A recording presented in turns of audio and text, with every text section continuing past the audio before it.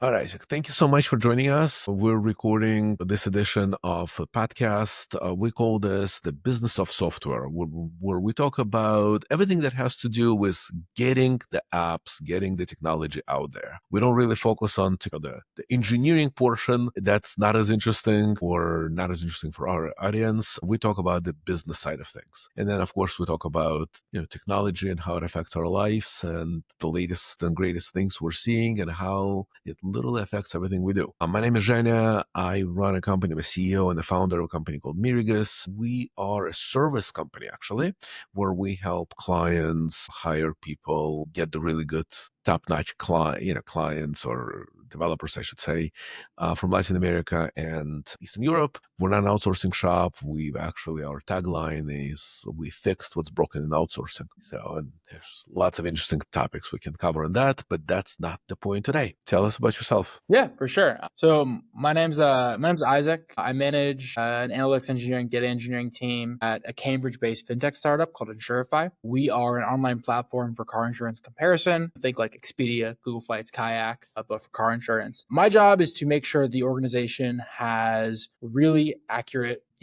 and actionable information for decision making. We are deploying machine learning at scale, and my job is to make sure that garbage in, garbage out. I don't want there to be any garbage or as little as possible. Very interesting. So you're actually touching on both things of our conversation, right? Technology and the product that you guys are doing and how you're growing, and we'll talk about that. So AI, and I don't want to turn this podcast about AI. It always does become that way. It becomes that way. And you're a perfect candidate for it, right? Because my question is, I use AI. I use AI to help my life. I've actually built pretty elaborate prompts, sort of custom agents that help me in my daily things. I have an agent, and again, I'm talking about a very complicated prompting to help with my company marketing. But I also have one for my day in, day out, daily business side of life, right? Mhm. Not my family life, but do I want to refinance the home? Which car insurance is better? And There's that's very, a lot of stuff to process every day. There's far too much information. Everyone's sort of DDoSed mentally. exactly. And so one thing that I was working with over the last several weeks is insurance. It wasn't specifically car insurance. It was umbrella insurance, but it doesn't matter. It was insurance. And I was using AI to compare different policies and compare different things and You should tell check me us which out, one's man. better. What's that? Check us out. What's up? Don't use an AI. Use our product. So do tell, right? I want to hear more about what you guys do and how you do this. Car insurance is what everybody has, right? It's part of life. We all have cars. We all have car insurance. And historically, it's been one of those things. I've been with this insurance for so long and it's probably fine. And nobody goes around looking for a new one every 6 months or a year. And we end up paying more or not having good coverage. So tell us about just a little bit. Like I'm just fascinated, right? This is just fascinating to me. Yeah. So, I mean, I can't. I don't want to reveal like all of our secret, No, of course. but you know, I think with so many things, whether it's travel or hotels or car insurance, people want accurate information to make smart decisions about their financial life. Insurance is a really important product, such a product for millions of people in America. It's required for Americans. So making sure that people are getting a good rate, saving money is kind of the name of the game. I think there is a highly liquid online marketplace for car insurance, and we're kind of playing in that space, making sure that you can find the right customers and give them the right options so that they can save some money and you can make some money at the same time. Are you more of a lead generator for insurance companies? Yeah, I mean, I think it's sort of. I would say no. I mean, like we have like quoting on the site. We have quoting on the site. We're trying to make sure people get the most options. So, but I think that all of these things, we play a little bit in the tech world. We're trying to get more into bundling, but yeah. Cool. I'll definitely check it out. It's just cool. Let's talk a bit about people. And a lot of it is data, a Mm, lot of it is engineering. mm. We live in a world that's changing day in, day out with, again, technology development, and just the progression It's is no, it's. I enormous. mean, it's kind of terrifying, honestly. I mean, it's like I'm very early in my career. I've literally had one job. I joined Insurify straight out of college. I've had a great experience here. Been able to get a lot of opportunity here. But yeah, I mean, like I have friends who are looking for jobs. I think when it comes to AI and when it comes to being a young person working today, it's like hard to know what to do. The only thing that's certain is uncertainty, especially when it comes to software development, intellectual labor. I think that like one thing that I like a lot about this job, and I think is hopefully insulating me at least a little bit, is I think a lot of this is managing systems. I think that what's going to become a bigger thing, and I think it's going to be a bigger thing for a total smaller number relative to the job losses, is going to be like managing systems at scale, AI agents taking action, AI systems, machine learning systems. And I think actually like the line is getting increasingly blurred between like what is traditional ML and what is AI, but managing those systems and making sure that those systems are making the right business decisions to enable whatever your objectives are. So when it comes to hiring, I had a conversation earlier today, an hour ago, in fact. We talked, it was a hiring manager. I wasn't recording a podcast. I was talking to a client, and we were talking about their hiring and stuff.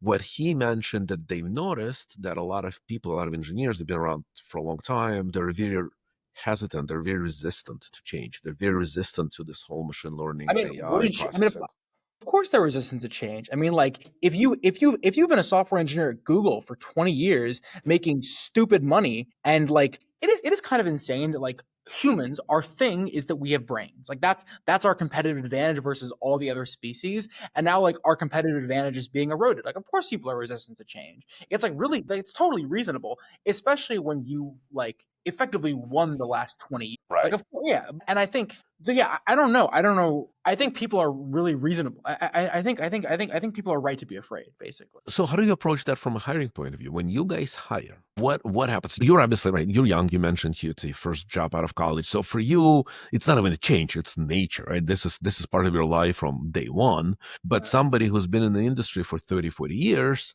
hmm, Yeah, I mean, so I run hiring internally for analysts, and we mostly hire analysts as like new grads out of college.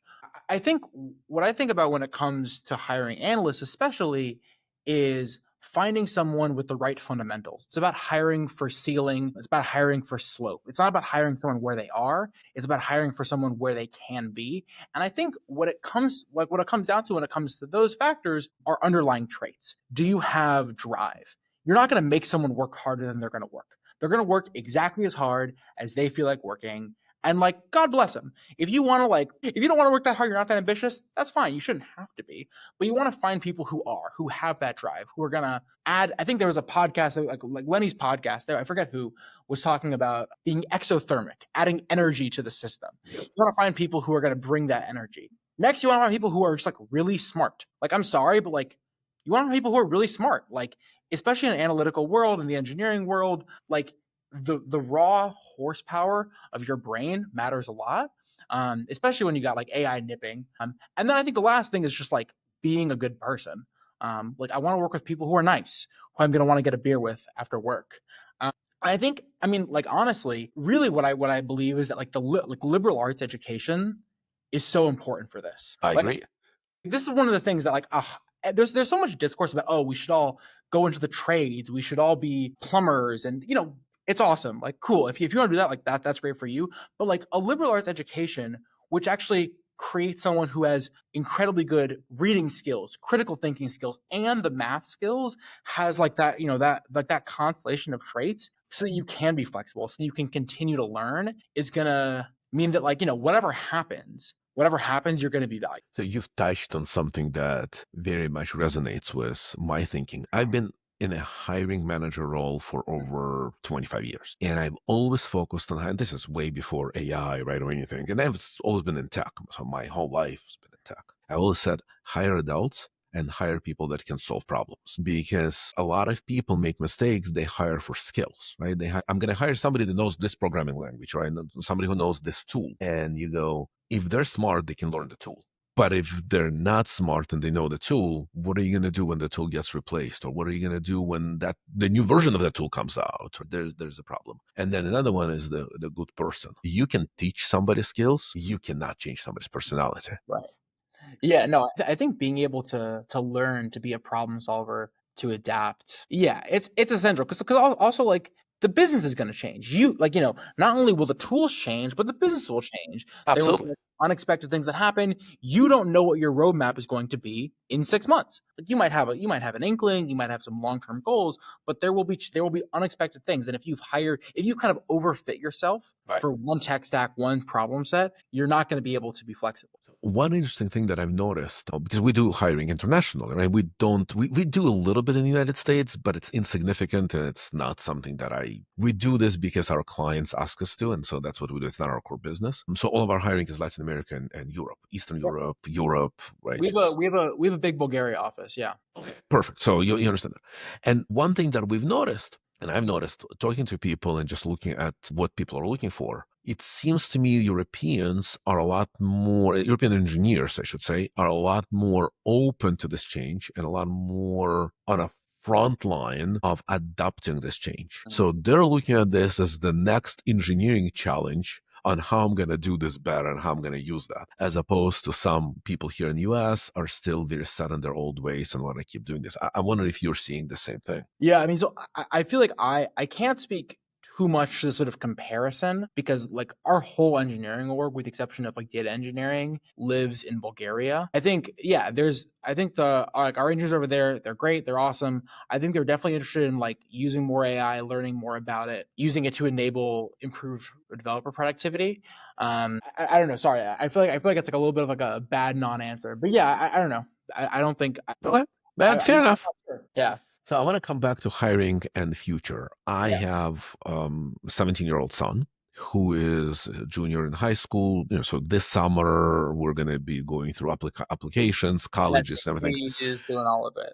The good news for me, he is not into computer science, not Okay. at all. So that's sort of like, Right. Right. Not your problem.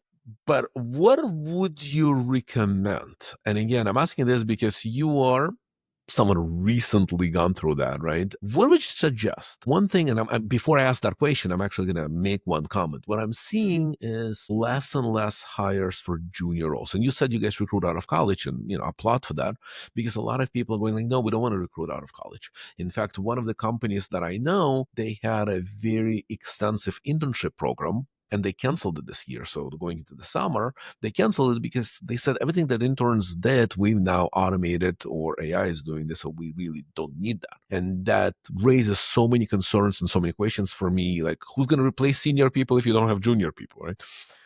Yeah. What's your suggestion? So yeah, I mean, one, like I've said before, I think it's scary. I don't think there's like a silver bullet here. A few things. One, I think I think it's a bad idea to stop hiring junior people. Like I just think like from like a pure business perspective, it's a bad idea. The reason why is that if you can find good people and train them well, you can effectively like get a killer senior engineer for below senior engineer rates. Like I think that we develop people really freaking well. I think that we take people who don't know what a database is, they don't know how to write SQL, and we make them really strong data engineers, really strong data analysts within the course of 3 to 6 months. If you invest in training people and developing them, then yeah, like actually hiring people who are smart, who are right out of college, who are junior, like that can be great. In terms of like taking it from the other side, from the student perspective, I think it goes back to that same liberal arts thing. If I've had this thought before, that if I was going to like run a school, I don't think I'd ever do this because it's like I don't think I'd ever do this. But basically, if I was going to run a school, I'd force every kid to double major in the humanities and the sciences. Like I think you need left brain, and I think you need right brain, and I think that like being someone who's a deep humanist, who thinks about the world, who thinks about people, who thinks about social systems, who thinks about systems on their own. And then also someone who can do quantitative analysis, who can like do math, who can code, who's literate. Because I think actually like programming is kind of literacy in the 21st century to some degree. Like, you don't need it, but I do think just having that ability is gonna make you stand out, even in a world that is more and more AI heavy. I think having both is the way you insulate yourself from a lot of the crews, because like we're not gonna stop hiring 22-year-olds. Smart 22-year-olds are an amazing resource, and they're not gonna stop hiring them. The roles are gonna be different. Who knows what they're gonna be? I don't know what they're gonna be, but like they're still gonna get hired. I'm not too worried. I mean, absent like true AGI singularity, humans go bye bye. We're gonna keep Right. hiring smart 22-year-olds. No, of course we will. Of course. Cool. All right, Isaac, this was incredibly interesting. Your energy and everything. I'm really glad we talked. This was awesome. Anything you want to add? Anything you want to say before we say goodbyes? Final thoughts. Final thoughts. I guess getting back to the kind of like, you said at the beginning how this is a podcast that's more interested in how technology integrates with business than technology for its own sake. I think one of the reasons why I've kind of loved working in data and love data in general is that using data to basically inform automated business decisions at Mhm. scale can become a really big differentiator for businesses. I think that, like, if you look at Amazon, if you look at Facebook, if you look at all of the big tech companies today, the fact that they have this giant moat of data they've collected, that they can really precisely understand, for good and for ill, precisely understand their customers, is really important. And I think I like working in a place where I know that the work that I do is going to really directly inform business outcomes, that I'm kind of touching money, so to speak. Of course. So yeah, I think data is a really exciting space. I think I'm excited to see where it evolves over the next 10 years. And yeah, no, it was super nice. Thanks for having me on. Thanks for having me on. Thank you. Thanks, Isaac. I